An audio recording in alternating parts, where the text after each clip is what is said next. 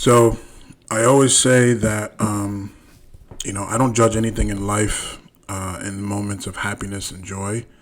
I judge everything in moments of discomfort, confusion, disagreement. I feel like that's when you get the most genuine responses out of things and people.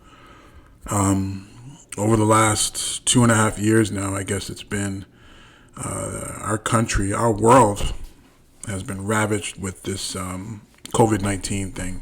In my lifetime, it's probably the worst epidemic, that I've seen. And when I say that, I mean something that directly impacts everyone to some degree. And over the last 2.5 years, we've learned a lot about not only our country but ourselves, I think, and we continue to do so. This virus has really contributed to dividing our country in a big way, and I think it just really speaks to the very fabric of what this country is built on. It's amazing how something like this can happen and we don't come together. I remember when 9/11 hit, this country came together mostly. And we came together because we looked at that as a foreign attack. An outsider coming in, trying to destroy our sovereignty. And so it was easy for us to band together as a nation and fight against that. I'm going to argue that this pandemic has been worse, obviously, because it's killed more people. But I think it's been worse for our sovereignty because it's what it's done. It's deeply divided us from the inside, which I think is worse. So it's easier to have outrage or deflect any of your anger towards something that's not within your household.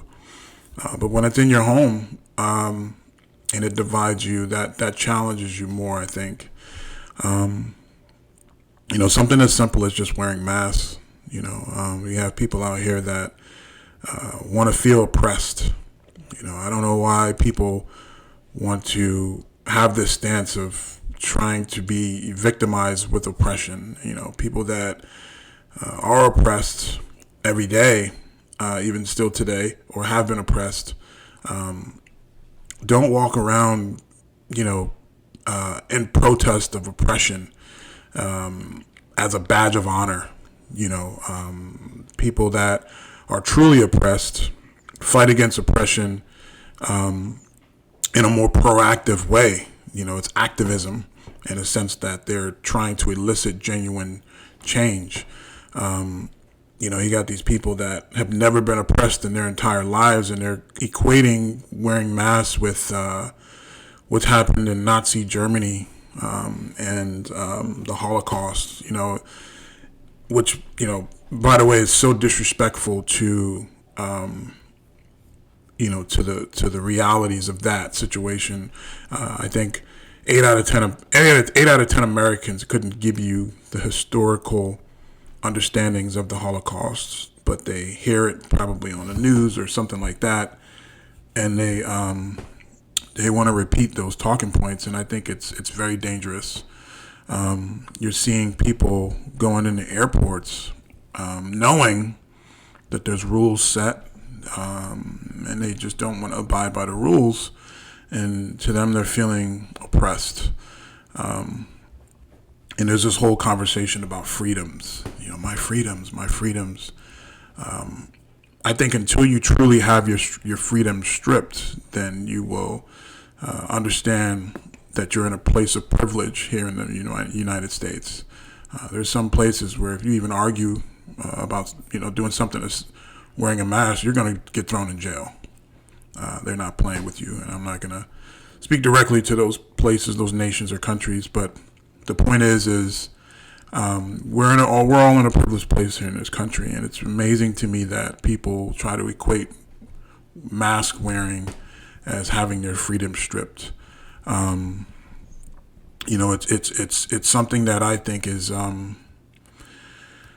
it lacks any true intelligence and standing on that.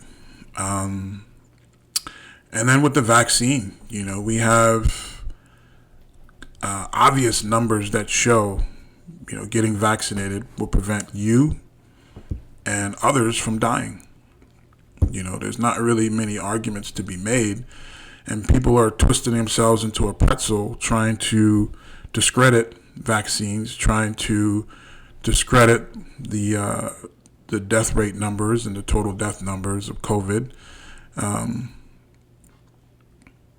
it's sad. We have all the resources in front of us that speak directly to numbers, true facts when it pertains to, all importance of vaccines, mask wearing, etc.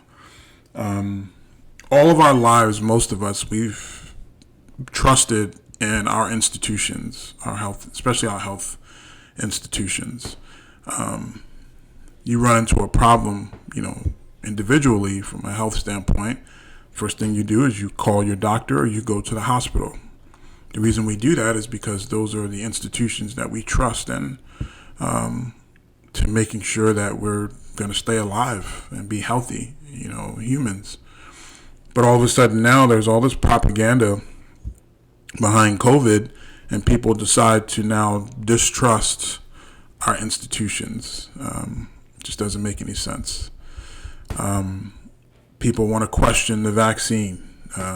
Where's this? I don't know what's in it, and da-da-da-da. Well, conversely, you've been taking vaccines your entire life, most of us. I remember having to take vaccines to go to grade school. And then, even if you say you weren't someone that's ever taken vaccines, we put a lot of things into our bodies on a day-to-day basis that we don't have to go line by line and question what's in it, why it's in it, what it's going to do to us. We go to the pharmacy, pick up Tylenol or aspirin or whatever else it is, and we trust it. We trust that it works for us. We trust that it's going to do what it presents. And we've been doing that forever, and all of a sudden now we question a vaccine. So really, it just comes down to propaganda, and people just want to obstruct. What's happening too is we're getting played by a lot of politicians, special interest groups, who's using something like this COVID situation to try to elicit power and money from people. And you're seeing that every day. You have certain places that call themselves news stations that have opinion hosts on there that go on every day and just continue to sow doubt about vaccines, mask wearing, our institutions that are used to protect us all. And then we're feeding into that crap. We're taking it to our board meetings at school. We're going, like I mentioned, to airports and, not abiding by just standard rules and policies that are put in place by these private companies, by the way. Jobs, your employers, people are trying to, defy that. So it's saddening to see because, as I mentioned at the top, when things that are uncomfortable happen, it really tells us a story. It tells the true story, in my opinion. And what I'm learning is, we live in a country that's not as united as we may think we are. We live in a country where people are selfish. They don't care. And, just at a simple point, you have these politicians and these special interest groups that's going out peddling this propaganda and lies for, like I said, money and power, and they don't care that it's going to cost you your life or your family's life or your neighbor's life. They don't care. They're just playing you. They're playing all of us. And, they like to use this false projection by, calling people that do abide by mask mandates and do abide by, the trust in the institutions about the vaccine. They want to call, those folks sheep, or, refer to them as people that just want to lay down and follow rules. And it's just, I don't understand how there's anything wrong with that. This idea of being oppressed, like, it needs to stop. It's weak. If you're a white person in this country, most likely you've not been oppressed. There's nothing that's happened in your life that's put you in a position to be oppressed. Someone asking you to wear a mask, that's not being oppressed. That's just following the rules. The same way you can't get in your car and not put your seatbelt on, the same way you can't walk into a store and slap somebody in the face just because you feel like doing it, that has nothing to do with freedom. It's just following rules. And then the second part of it, too, in my opinion, really comes down to personal responsibility. What happened to that? We have a duty in this country to look after each other. All of us. What I do impacts my neighbors. What I do impacts my family. And what my neighbors do, it impacts their family, their neighbors, and so on and so forth. It's like a chain. So we all have our individual responsibilities to look after one another and do the right thing. That's how we create a functional nation. And if we're not bought into that, if we have breaks in that chain, then that disturbs our way of living, our way of life.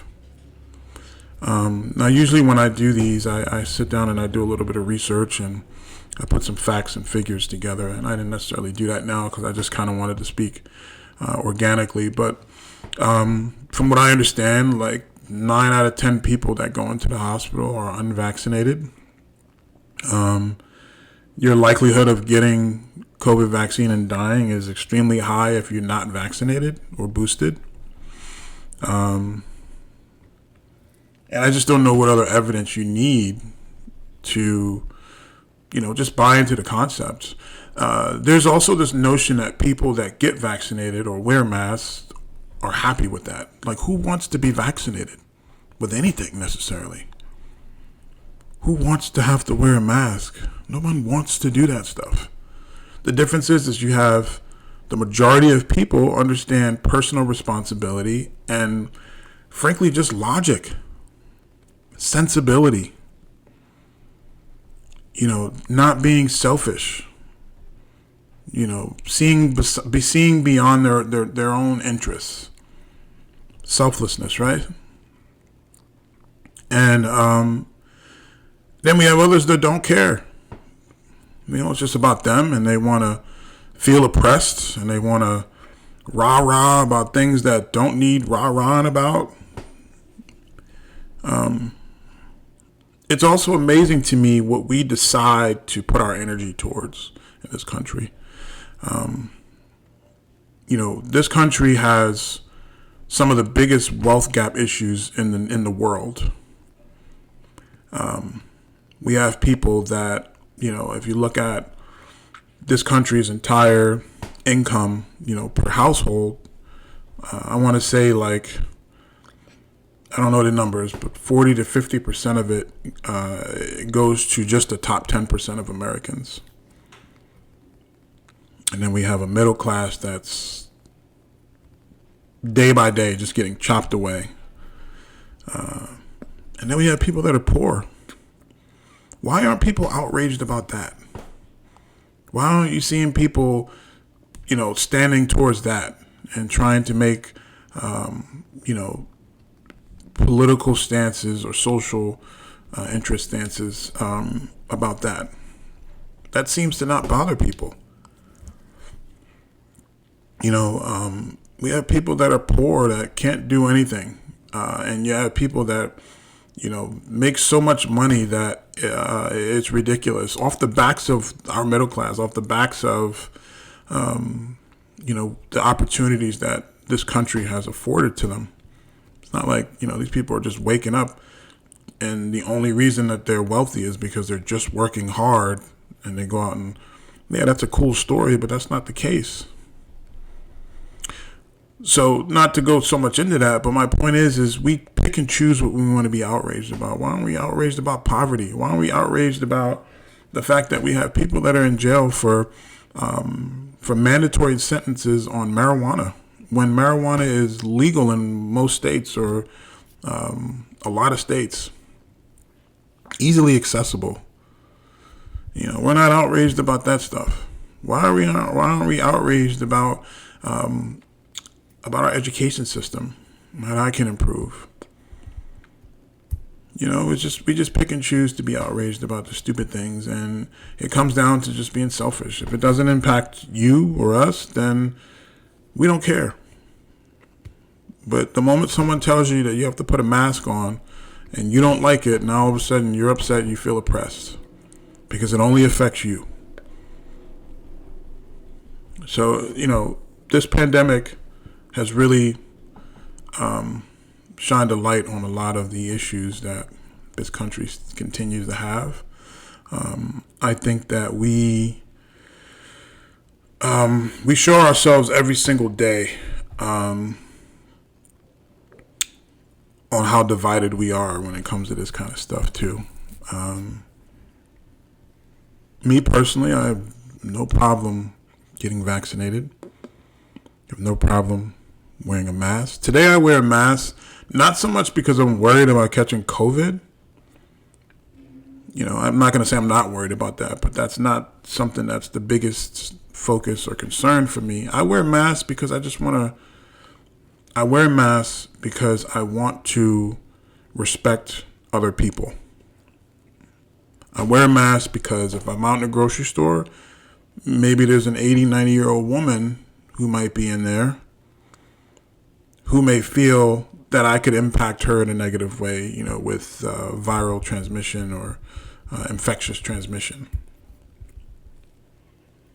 Not viral. So it's just a respect thing.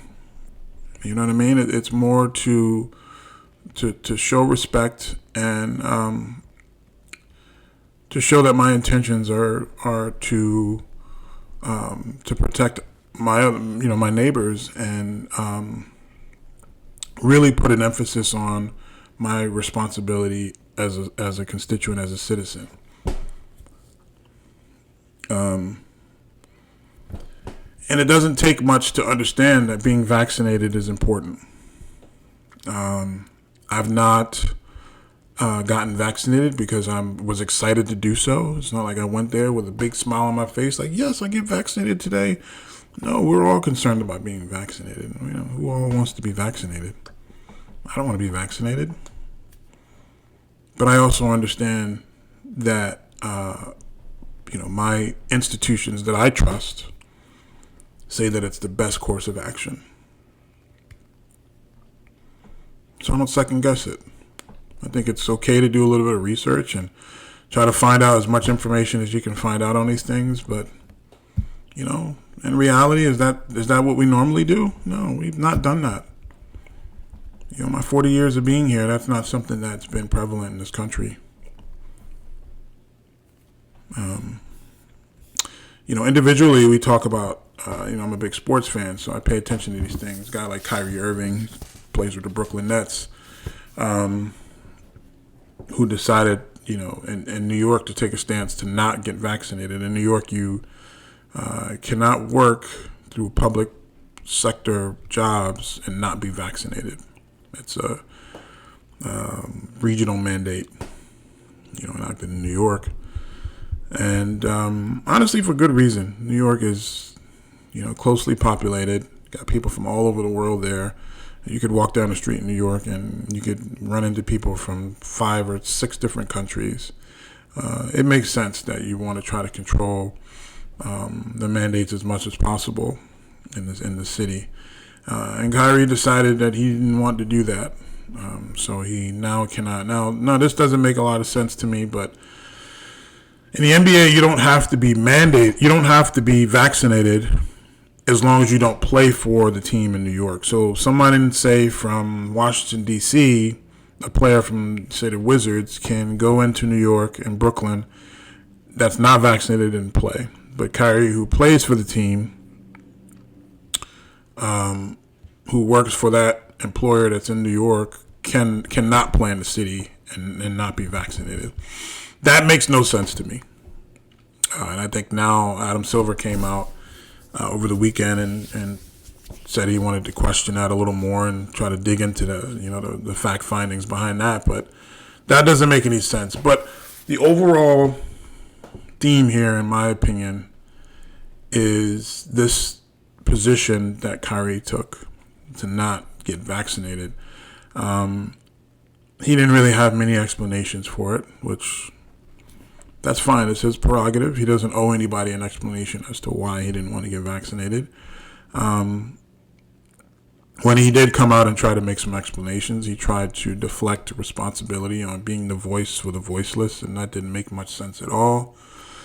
And then I think he pivoted it to some other things. He's also said that he's not against the vaccine, but it's apparent that he's not been vaccinated, and I don't get it. Yet some people coming out saying that he was courageous in his stance, and I don't get that. I don't know how that's an act of courage. To me, an act of courage is something that impacts other people. It's not courageous to obstruct, something that's as principled and just getting a vaccine to keeping yourself and others healthy for yourself. It's the only reason he didn't do it. It's not like that impacted anybody else. So I don't see where the courage is. There's this sense of entitlement in places that have these mandates that, well, I don't want to be vaccinated, I don't want to wear a mask, and I still should be able to work. It's like, no, you can't have it both ways. If you choose to not be vaccinated, that's your choice. But now you don't get to choose where you work or what you do. Because guess what? Maybe that job respects the fact that someone vaccinated is least likely to infect their company, their bottom line. So they have the right to say, no, we want people that's vaccinated because we don't want to take those risks. So this sense of entitlement, like people just think they can have whatever they want. I don't want to be vaccinated and I don't want to wear masks. Like, then what do you want? You want to just do whatever you want? And then you want to question the institutions. You want to question facts. We're so enamored in this idea of discrediting our institutions that somebody from anywhere in their basement could put together some video, and because they may sound articulate and something that speaks to anything against the vaccine or mask mandates, then that's what we choose to believe. But we won't believe all the information that comes out on a day-to-day basis from our trusted institutions. That I never understood that. And a lot of these videos you see that come off of YouTube, the person's got like a mask on and they're talking and they're sitting in a chair and they're telling you about why the vaccine is bad and this and that, and they're usually, I worked for the CDC or I worked for this. It's bullshit. That's what it is. It's all crap. But that's what we choose to listen to, as opposed to listen to trusted institutions, trusted data, trusted information. It makes no sense to me. And we have to stop propping up people that obstruct basic things like the vaccine. Kyrie's not, he's not a person that's shown any kind of courage to me. He's not a hero. He's not a martyr. He's just somebody that doesn't want to take the vaccine because he doesn't want to take the vaccine and I'm not going to, I could get into all kinds of different things that his stance probably has no intellectual basis to it. But whatever, it's his choice, and let's leave it there. But people need to stop trying to defend him and feel bad at the fact that a private employer does not want to keep him employed, or in this case, a public employer does not want to keep him employed because he doesn't want to abide by their rules. There's nothing courageous about that. Martin Luther King was courageous. Nelson Mandela was courageous. Recently, Brian Flores, I thought he took a courageous stance. Kyrie Irving of the Brooklyn Nets is not courageous for not taking a vaccine. So let's stop. Let's stop with calling this man courageous and stop propping him up like he's some martyr. It's not difficult to just say I don't want to do something. It's not hard to do that. Then you say, oh, he's sacrificing, this and that. What's he sacrificing? Money for him? He's not sacrificing anything. He wants to be a voice for the voiceless? How? You're going to tell people to do what you do, and then they can't work and feed their families? Kyrie, you're a millionaire. You're not on the same wavelength as these people. They don't have millions of dollars sitting in a bank account somewhere where they can take these kinds of stances and wait for vaccine mandates to go away. So you're not a voice for them. So just to leave that there, stop calling Kyrie Irving courageous. There's nothing courageous about his stance. And if we just call everyone, if we say everyone has courage for doing something, then it just totally discredits the people that actually have and acted in courageous acts. So, the bottom line is all of us are directly impacted with this virus and everything that's come behind it, whether financially or, socially or whatever it is. We've all kind of been impacted by it. And the only way we're going to get out of it is if we come together on an approach to getting rid of it, which we have not successfully done yet, unfortunately. We continue to obstruct. There's still people that don't want to wear masks. There's still people that don't want to get vaccinated, that still don't believe in, getting the vaccine and what it does. There's still people that want to blame President Biden, that want to blame ex-President Trump, that want to blame this as opposed to just following standard data information and getting themselves, their kids, their households, helping their neighborhoods to get vaccinated. That's the only way this is going to go away. I saw today that in the States here, I believe our COVID cases have gone down by like 40%. But people are still dying at a high rate because you still have people that don't want to get vaccinated.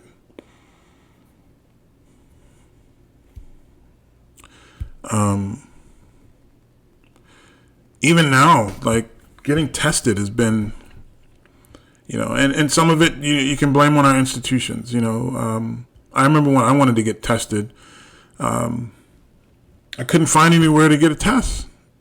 So number one, they were telling us, "Oh, just buy the rapid test," and you buy the rapid test, but then they were saying they weren't very accurate. And then when you would get the and then to try to get the the PCR or a test from a pharmacist or a doctor, that was almost impossible. I think it was like a 3 or 4 week wait for me to just get a test. Or in places like New York, you have people that are standing in lines waiting forever in the cold just to get a rapid test. So there's a lot of issues from it all, but I think at the end of the day, for this to go away, we have to come together and just do the right thing, regardless of what you may personally feel about anything. It's time for you to see beyond your own interests. It's time for you to see beyond your own opinions on things. Because if you don't, we're just going to keep filing ourselves back into the same position.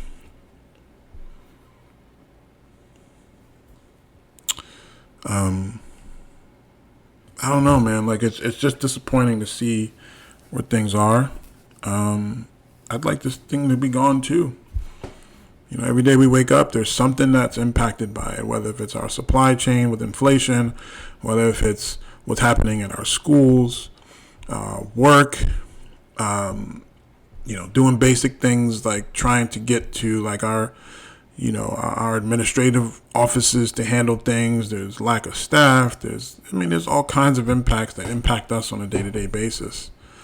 And I don't know what people think the answer is outside of just following the guides of our institutions.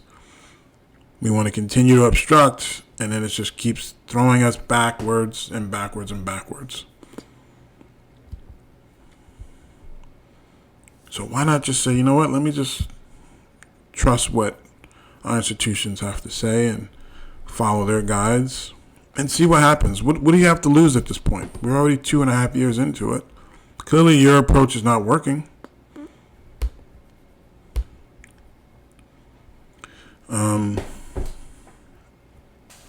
Also, watch out for people that come on social media or that you talk to that only complain. Serve no solutions or answers for anything. They just complain. They use "Let's Go Brandon" slogans.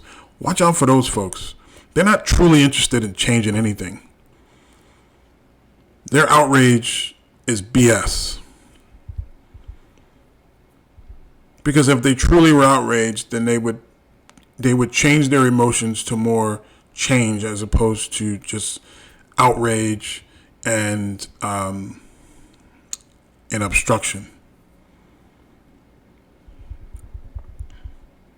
Watch out for those folks. I never can understand that. Just want to complain, stand on a perch of complaining and screaming and yelling about things, but they don't have no solutions. You ask them, well, what's your solution? How do you think we change it? They don't know. Because to them, they just want to obstruct. I just don't like what's going on, so I'm just gonna complain. But I'm not going to provide any solutions or, be sought as someone that can provide any type of optimism or hope. It's like a child, just kicking and screaming until they get what they want. And then when they get what they want, they still complain, which I don't understand. Particularly Trump supporters. I don't get it. Even when he was in office, all people did was complain all the time. What are you complaining about?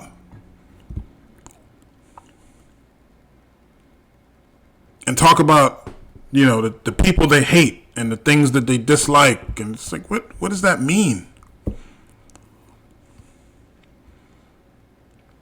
Hold your legislators accountable. So if you're going to speak on social media, that's what you should be talking about. We need to hold them accountable. And you need to call balls, balls, and strikes, strikes.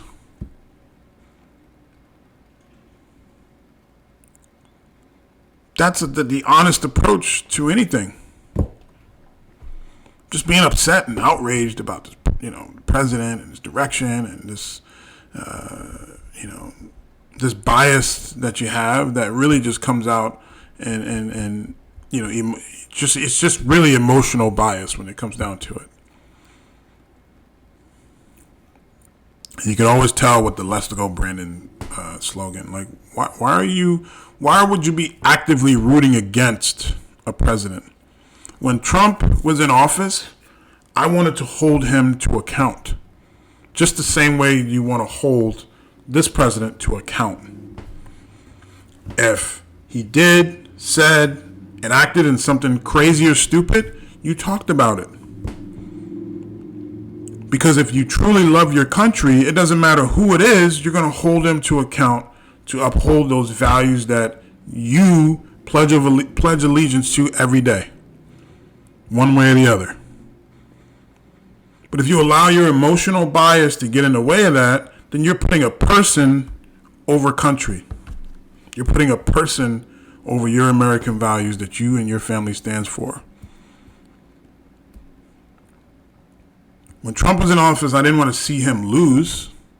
but I wanted to hold him to account so we can uphold those values. My personal opinions and feelings towards him doesn't matter. So if he's out, buddying up, cozying up to fight white supremacists and,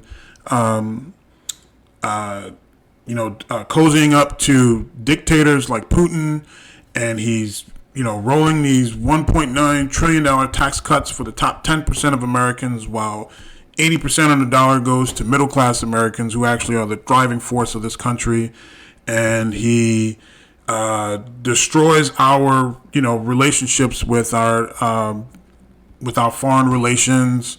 If he does not believe in climate change, like all those things, we have to hold him to account for that. Or if he's destroying different institutions that positively impact minority communities, etc., I'm going to speak to that because that's a problem. But I don't want to see him lose, because if he loses, the country loses. He got impeached twice because he was doing things that were outside of the purview of, number one, of what a president's supposed to do, and number two, that dignifies what this country represents. Anyone that disagrees with that, you are fundamentally flawed because you're biased. It's that simple. There's no debate that the guy was corrupt, and he still is. But that doesn't mean I hate him. I don't care about Trump. I don't know him on a personal level to have those types of emotions to hate him.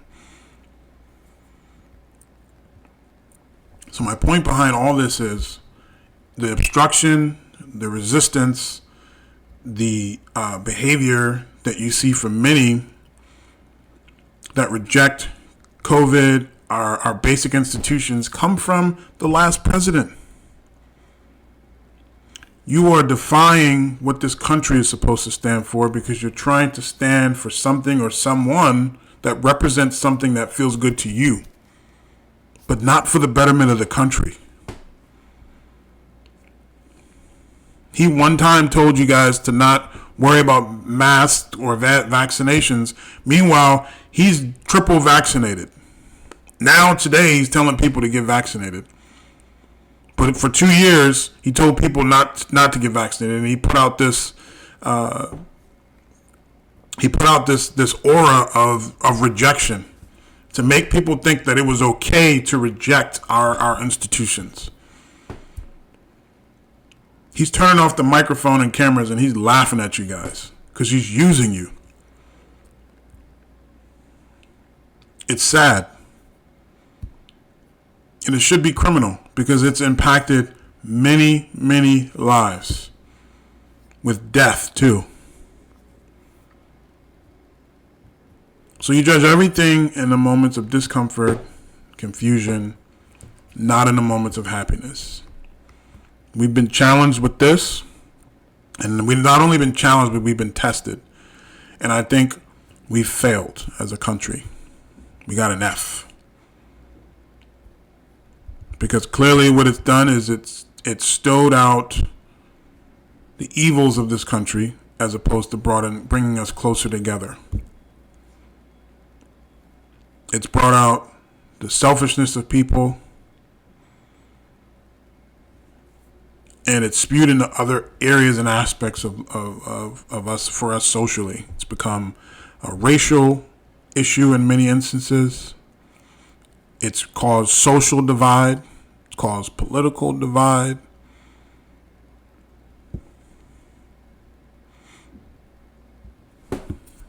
What do?